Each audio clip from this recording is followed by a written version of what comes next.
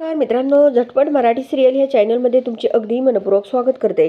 लग्नानंतर होईलच प्रेम ह्या मालिकेच्या उद्याच्या प्रोमोमध्ये असं बघायला मिळतं की इकडे ही काव्य जी आहे ती वसुआत्याला बोलते की मी तुमचा खरा चेहरा जोपर्यंत सर्वांसमोर आणत नाही तोपर्यंत मी अशी तशी शांत बसणार नाही.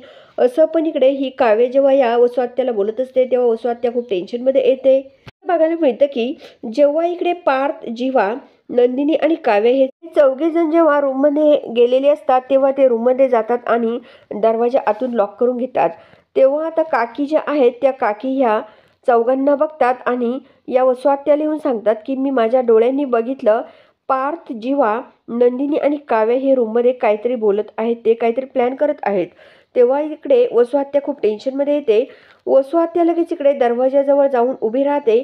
तेव्हा जीवा जो आहे तो दीपकला कॉल करतो आणि दीपकला बोलतो की तू एकट्याने नाही ह्या नंदिनीला किडनॅप केलं तर तुझ्याबरोबर तो ड्रायव्हर पण होता.